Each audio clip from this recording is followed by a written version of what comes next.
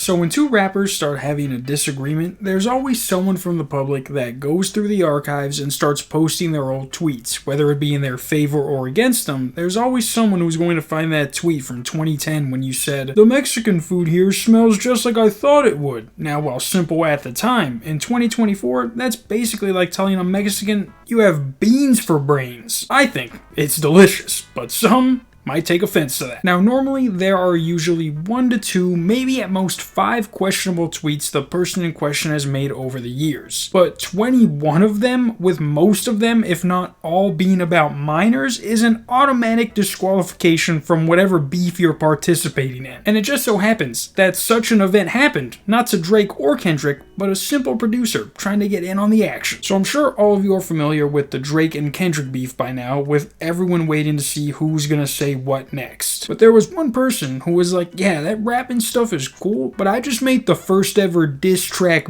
beat." And that's when Metro Boomin put out BBL Drizzy, an instrumental diss track. Maybe the first ever. Now, it might just be me, because I'm not a producer, but this probably is the lamest way you can clap back at someone. The whole thing that's making this beef go viral is what these two are saying about each other. So to release a beat and not even have one of your many rapper friends that you know rap on it already gave you an L before the beat even came out. And now, let's take a look at his 2nd through 21st L that wasn't even handed to him by the person the beat was about. Now, before we get into this, these were made back in 2011 and 2012, and just by going off his age, he still would have been in high school at the time of posting these. They're still weird considering how many of them there are, but if this is how he joked around in high school, then by God, R. Kelly would be proud. But here are some of the tweets Metro Boomin, or actually, you know what? For this, we can call him his real name, Leland. But here are some of the tweets Leland made. The first one says, "She might be young, but she ready." What the fuck does that mean, Metro? This one is probably the worst of them all because he would have been 20 years old when he posted this. And according to his Wikipedia, this was during his quote-unquote rise to fame period in his career. Because what better time to tweet out that than on your rise to fame, baby? Hey, if I hit a million subscribers, I'm gonna tweet out that exact same thing. His next one says, "And I'm tweeting via web like a fucking child molester." What?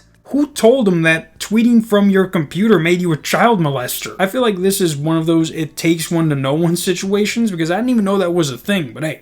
Maybe he knows something we don't. I'll never tweet from my computer again. Another one says, "Walking through the grocery store with both hands in my khakis like a true pedophile though. Hashtag no pedo." Jesus Christ, Leland, you're going to need an O.J. Simpson type defense to try and beat these allegations. Because first of all, who does something that's as normal as putting your hands in your pockets and thinks just because you're wearing khakis and doing that, it makes you a child-loving freak? He even tweets it out like he thought it was cool. He ends it with hashtag no pedo. That's the same thing as saying no homo. So he for sure made that tweet thinking like, damn, you know what? I for sure be walking like a pedophile though. No pedo. Wait, everyone thinking that's weird. I'm walking fucking slick though. Khakis, hands in my pockets. All the fuck. You're doing the same thing.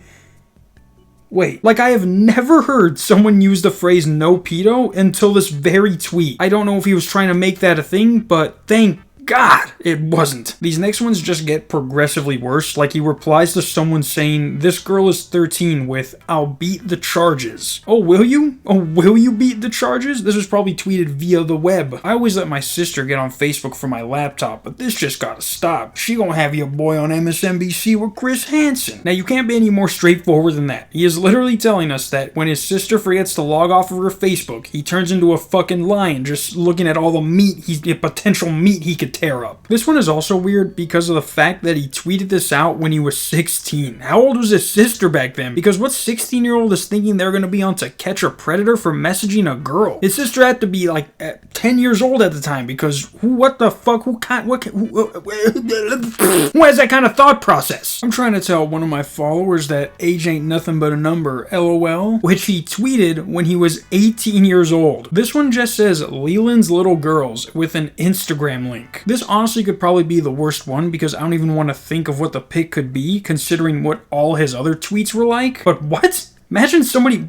Leland's little girls? She trying to throw molestation charges at niggas B, and shawty want me to catch a hashtag case, winky face. These are all tweets that you'd see in a comedy movie where they're trying to find evidence on someone, but they just end up finding his old tweets that say shit like this. I think it's safe to say that after these resurface, it'd be best to stay out of the beef and off Twitter for a good year, a year and a half maybe. These tweets are never going away, but at least you won't get clowned on as much. Or doing this will just make everything worse. I wish I could help you, but you are a wild son bitch 14 years ago, and it seems like the only person who could help you is Chris Hansen. See you tomorrow. Peace.